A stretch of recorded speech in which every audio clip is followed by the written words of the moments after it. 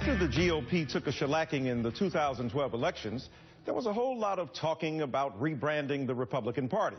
The GOP said they were going to invest in outreach to minorities and women. They wanted to make their platform less divisive. But in reality, we've witnessed a lot of the same old, same old. Case in point, one of the marquee names of the GOP teaming up with one of the party's most extreme members.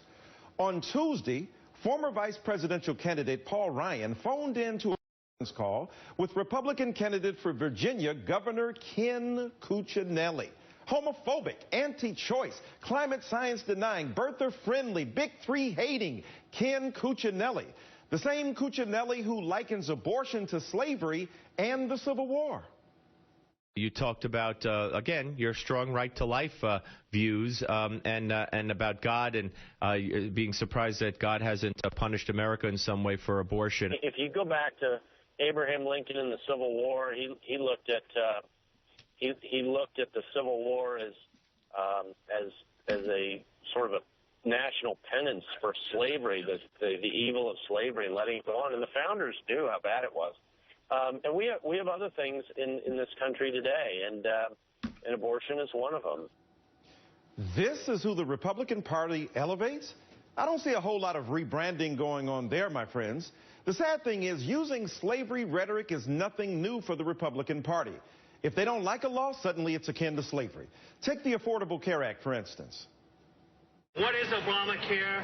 It is a law as destructive to personal and individual liberty as the Fugitive Slave Act of 1850 that allowed slave owners to come to New Hampshire and seize African Americans and use the federal courts to take them back to slave states. And I hear Democrats say the Affordable Care Act is the law, as though we're supposed to genuflect at that sunburst of insight and move on. Well, the Fugitive Slave Act was the law. Separate but equal was the law. Lots of things are the law, and then we changed them. The Republicans say, well, we can't do anything about it. The law is the law. It's the law of the land. And, well, so was slavery one time, the law of the land. Going back to when legislation approved slavery and all of that, this is even more dangerous than that. Yeah, this affects millions. In fact, it affects probably every single American. Obamacare is really, I think, the worst thing that has happened in this nation since slavery. And it is, in a way, it is slavery, in a way, because it is making all of us subservient to the government. Earlier this month, even President Obama had to call out the crazy.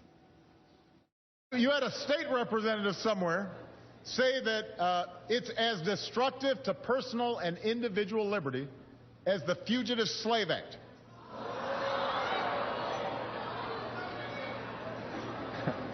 Think about that.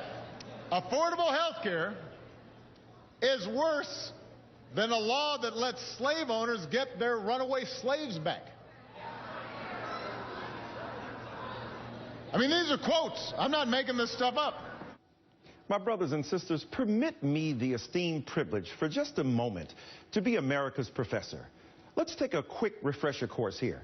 1850's Fugitive Slave Act asserted the rights of a slave owner to reclaim an escaped slave, even if that person had run to territory where slavery was illegal. The law levied harsh punishments for interfering with their capture. The law heightened hostility between the North and the South. It is, without doubt, one of the most controversial laws of the 19th century. So let's break this down. The Affordable Care Act and the Fugitive Slave Act, both laws. But I want to make one thing absolutely clear. The similarities end there. That's it. Let me tell you, slavery was one of the most dehumanizing acts of American history. It was the systemic attempt to deprive people of the privilege of existing freely. It made one group of people subordinate to another. It made race the central preoccupation of America. The poisonous bigotry that has polluted this nation has continued to infiltrate itself into our collective and consciousness and our, if you will, individual and collective lives. But the problem is that the bigotry and racism that persist as a pedigree of slavery have to be rejected. And even if black men talk about slavery akin to the Affordable Care Act, they are wrong. Black mouths are opening, white supremacist ideals are speaking. There's a ventriloquist act going on here. So when you hear people like E.W. Jackson or Ben Carson or Allen West speak about slavery in relationship to the Affordable Care Act, they are not giving you serious history. Read Orlando Patterson's Slavery and Social Death, where he talks about the genealogical isolation. What does that big term mean? That means you don't know who your mama or daddy is. So you're floating out there without a sense of connection and rootedness to your particular family. He talked about social death. What does that mean? That means that human beings have no recognition in the state, in no recognition that the state is bound to, if you will, acknowledge, and our humanity is lost and cut off. We are dead, socially existing vampires, if you will. People who have been body snatched from the land of freedom and thrust into slavery. The only thing that is comparable to slavery is slavery itself.